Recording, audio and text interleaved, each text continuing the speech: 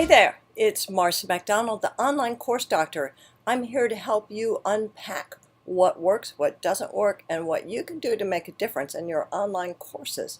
So today I'm recording under strange circumstances. I'm traveling and I'm trying to find a spot where I can have a little bit of clear space around me, and obviously I didn't succeed. But never mind that, let's just jump right in. So today I want to talk to you about why it's so important to make sure your course concept is hyper focused.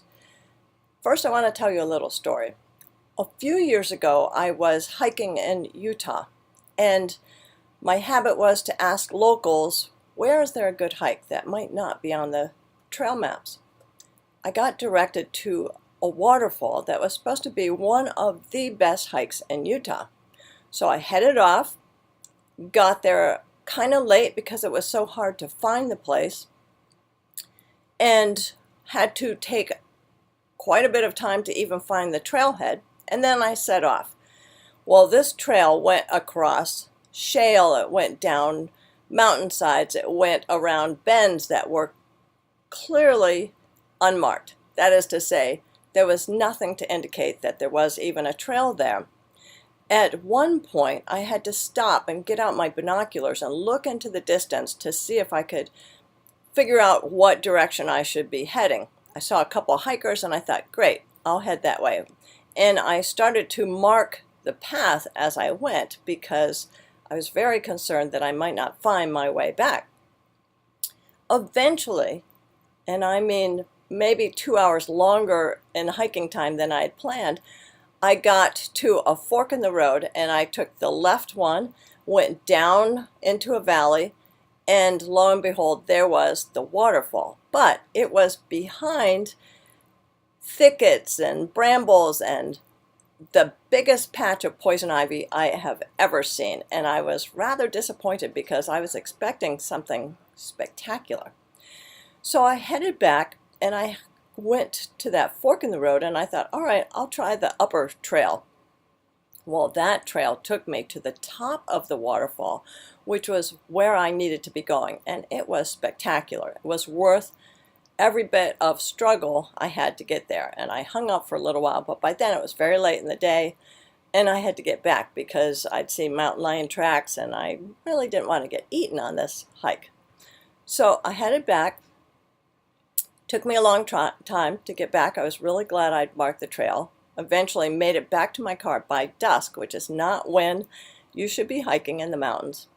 Anyway, it was well worth it, but only because I persisted in trying to figure out where I was going and how to get there. How is this like an online course? Well, for many course creators, before they start writing and creating their course, they have about as clear an idea of where they're going as I did for that waterfall. Along the way, they're stumbling, they're taking detours, they're having to mark their path and in case they forget what it was they were doing. And it ends up taking forever for them to get to the points they're trying to make. And that end game, which is the transformation, the understanding of the material they're teaching.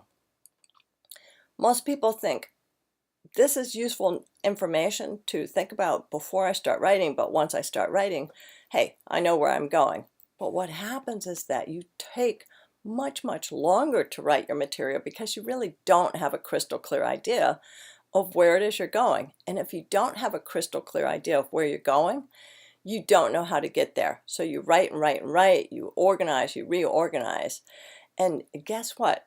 You get stalled or you end up creating something that's very fuzzy, that could be much more direct to get us to where we need to go, but isn't because you didn't know where you were going till you got to the very end, like I did. Now, if you've already written your course and maybe you're even ready to record your course, it's still important to take a look back at what it is your core idea is, your purpose, your aim, because it's not worth recording it if you've just taken your students on this wandering path as you tried to figure out what it is you wanted to say and teach them. So I want you to consider two things to try.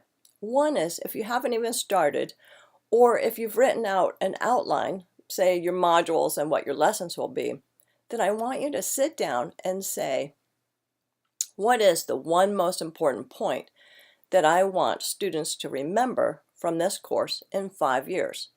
Now, if you're just thinking about it and you haven't written anything, you can ask that in general and try to get as specific an answer as you can in a single sentence.